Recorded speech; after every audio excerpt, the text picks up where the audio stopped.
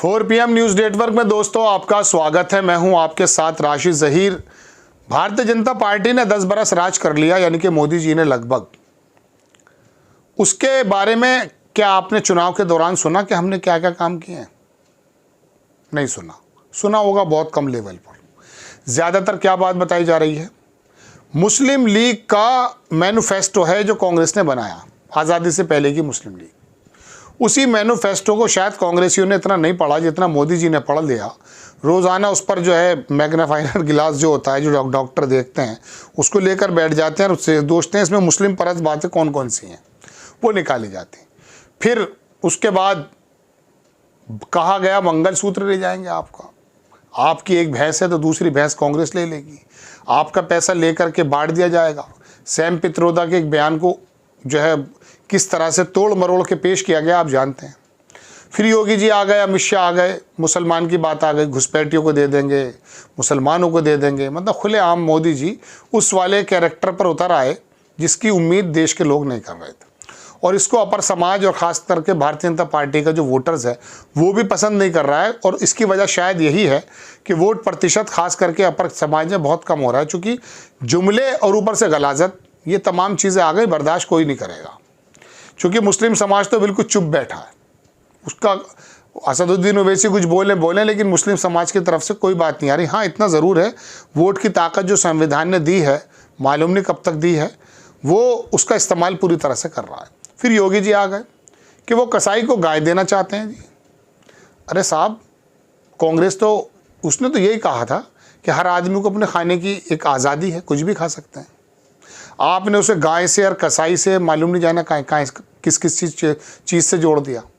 तो अब सैम पित्रोदा का एक नया बयान और आया, इस्तीफ़ा भी दे दिया उन्होंने ओवरसीज़ कांग्रेस जो है उससे। उन्होंने कल एक बात कह दी थी कि जो भारत की विविधता है उसमें एकता देखिए, साउथ के लोग कैसे नज़र आते हैं, कुछ चाइनीज़ बता दिए, कुछ कहीं, लेकिन फिर भी उन्होंने ये बात कही थी। और वो हमारे लिखा हुआ भी है। एक बहुत बड़े पत्रकार है राहुल देव, वो बता रहे हैं रूबी का लियाकत यहाँ बिंदी लगा करके जो भड़की हैं, ओफो, ये नहीं आज तक पूछा कि मोदी जी 10 बरस में क्या किया है। बस सैम पित्रोदा का पूरा नाम लाएं, वो गंगा शरण जो भी नाम उनका है, ले करके ऐसी भड़क रही हैं जैसे कोई घरेलू लड़ाई लड़ रही हूँ। ट्विटर पर मैंने देखा, मैंने यार ये तो बहुत ज़बरदस्त गुस्से में है। तो मैंने कहा बाजी आप जो है खबरें बताइए, घरेलू लड़ाइयाँ क्यों लड़ रही हो? तो कहने का मतलब दोस्तों ये है कि एक के बाद एक लालू प्रसाद यादव ने कह दिया कि साहब जो आरक्षण है मुसलमानों को मिल जाना चाहिए जो मिलता है। और हंगामा उतार दिया। मोदी जी खुद बोल गए कि जेल से निकला हुआ आदमी, पैरोल पे आया हुआ आदमी, सज़ा याफ्ता आदमी ये बात कह रहा मुसलमानों को दे। अरे मुसलमान इस देश के वासी नहीं है भाई, ये लोग वोट नहीं दे रहे हैं क्या? इनका देश नहीं है? आप बता तो दो ना बराए करम कि हिंदू राष्ट्र हम इसलिए लाना चाहते हैं कि इन लोगों का 20 करोड़ लोगों का या 20% लोगों का परसिक्यूशन करके बाहर निकाल देना है। आप 140 करोड़ बराए करम मोदी जी कहिएगा मत भाई भविष्य में। जब इस प्रकार से आपने मुस्लिमों की जमात का नाम ले लेकर बोलना शुरू किया है, फिर आप कहते हैं कि 140 करोड़ देश, वो 20 करोड़ लोग आपको कैसे पसंद करेगा? अब आप सोचते हैं कि बाकी लोग आपको पसंद करेंगे? नहीं।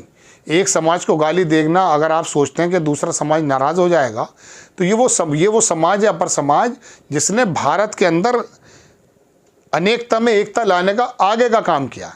मुसलमान तो बहुत बाद में आए, 1500 साल पहले। हज़ारों साल से इन्होंने क्या काम किया है बताइए?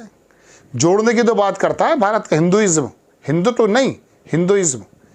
उसको तो बुरी लगेगी बात, पता चल जाएगा आपको 4 जून में कि उत्तर प्रदेश में, महाराष्ट्र में, कर्नाटक में, राजस्थान में आपको वोट प्रतिशत जो कम हो रहा था वो आपका हो रहा था।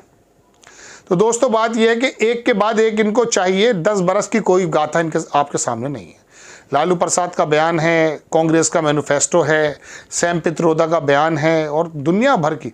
और जैसे मतलब इस इलेक्शन में पहली बार देखने को ये मिला कि 10 बरस का कोई जिक्र नहीं है। शुरुआत में जब पहला चरण नहीं हुआ था, उससे पहले तो वाकई रोड मैप बताया जा रहा था टीवी के माध्यम से।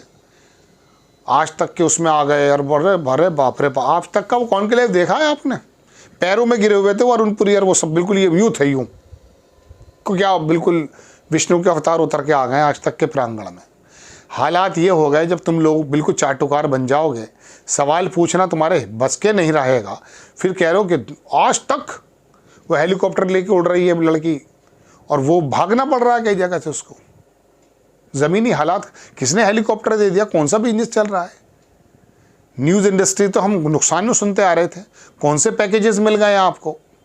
कौन सी पार्टियों ने आपको ऐड देना, कंपनी ऐड देना शुरू कर दिया है? हेलीकॉप्टर से घूम रही है पत्रकार, फिर कह रहे हैं कि और यहाँ पर तनख्वाहें नहीं मिल रही हैं पत्रकारों को।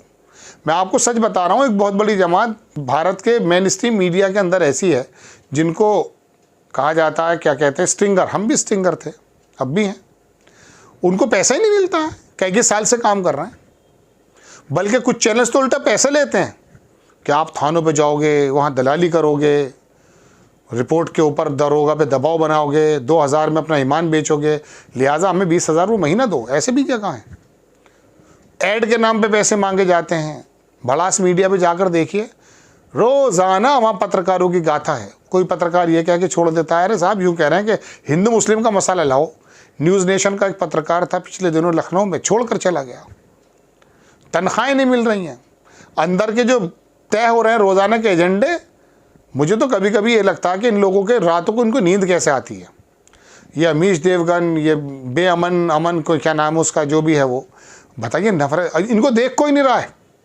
ये तो मोबाइल पर अपने क्लिप के ज़रिए आ गए, इनको मजबूरन देखना पड़ जाता है। टीवी देखना बंद कर दिया है लोगों ने। मैं अभी 7 तारीख में लाइव था 4 PM पर ही, तो दोस्तों मैं देख रहा था आज तक को कितने लोग देख रहे हैं और ये NDTV को कितने लोग देख रहे हैं। ये जो गोदी मीडिया है, आप यकीन मानिएगा सोशल मीडिया पे जो प्लेटफॉर्म्स हैं, हमारे भी प्लेटफॉर्म है, बाकी सोशल मीडिया के, उसमें लाखों तक भी जा रहे थे लोग।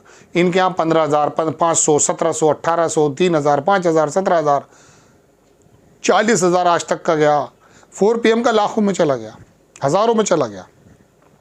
ये कोई बड़ी बात नहीं है। बात मैं बताना ही चाहता हूँ, लोग सुनना चाहते हैं। इनकी बोरिंग स्टेटमेंट, झूठे बयानात, नेताओं की बातें, ये तमाम चीज़ें निकल कर के सामने आ गई हैं।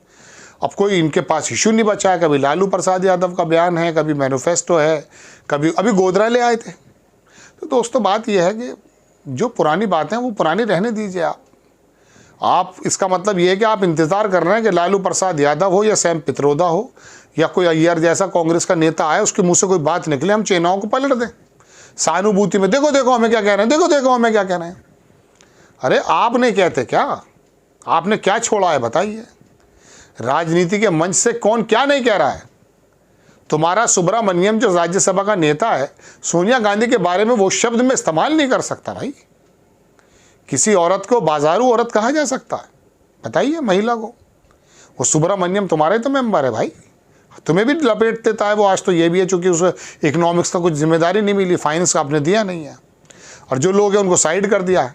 तो दोस्तों बात यह है कि रोज़ाना एक नया इशू 10 साल से ना लेकर के विपक्ष के दिए हुए बयान से वो निकालने की कोशिश करते हैं और आपको दिग्भ्रमित करने की कोशिश करते हैं। ऐसे आरोप है, दिखता भी है। आपको खबर कैसी लगी अपनी राय कमेंट्स बॉक्स में ज़रूर दीजिए। चैनल को सब्सक्राइब कीजिए, शेयर कीजिए। नेक्स्ट टाइम भी किसी खबर के साथ हाजिर होता हूँ। जय हिंद।